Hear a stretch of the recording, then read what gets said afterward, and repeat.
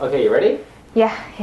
Are you sure? Yeah, I gotta do this. You know how you get me in touch and stuff. I know, okay, bring on the dirty clothes! Here it goes!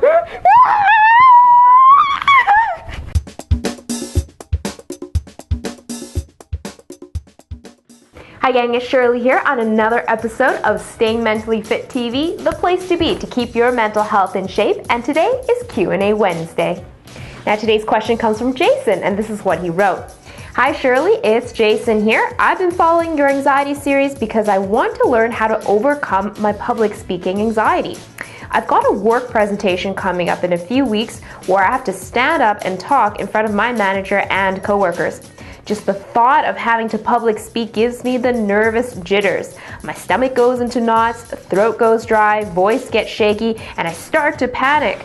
I want to be able to do well on my presentation, and I know that the only way to do that is to control my anxiety. Can you help me out?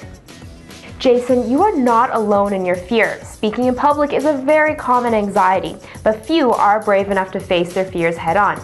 Instead of hiding from your fear, you've reached out to find a way to conquer it, and that in itself should be commended on.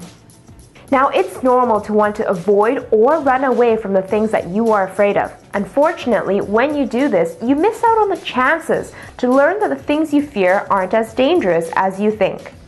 So what we need to start to do is to face or expose ourselves to the things that we fear the most. The whole idea behind this strategy is that it gives us a chance to find out that our fears are not as likely to happen as we think. And if it does, that we do have the ability to cope with it. So here's how you do this.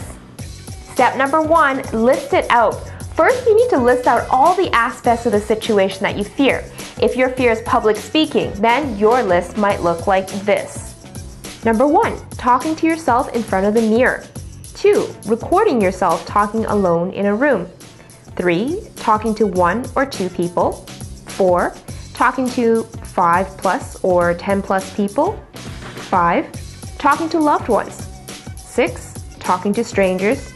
7, giving a workshop, etc.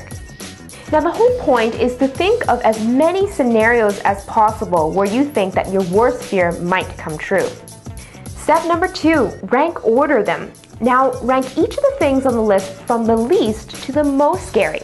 Something to help you out with this process is to try ranking each of the item on a scale of 0, no fear, to 10, extreme fear. So you might assign a score of 0 for talking to yourself in the mirror and a score of 10 for giving a workshop. Step number 3, start small.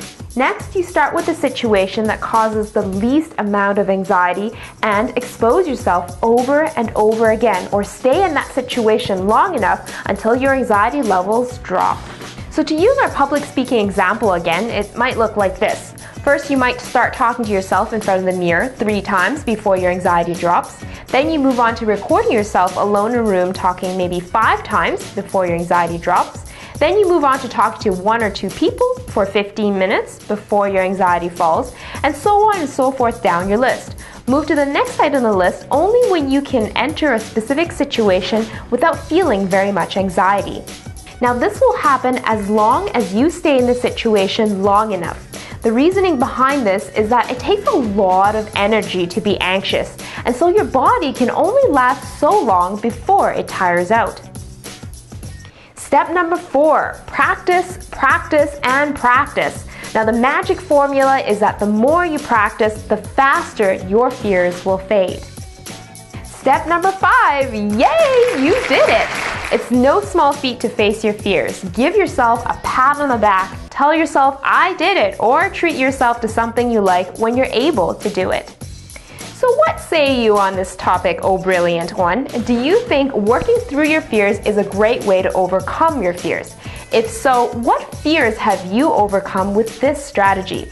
Leave a comment and let me know. As always, the best discussion happens after the episode over at stayingmentallyfit.com. So go there now and leave a comment. Did you like this video? If so, subscribe and share it with your friends.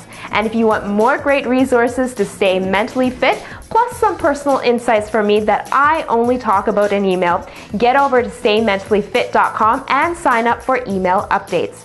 Remember, your mental wellness is within your control. Stick to one small change a day and you're well on your way to staying mentally fit.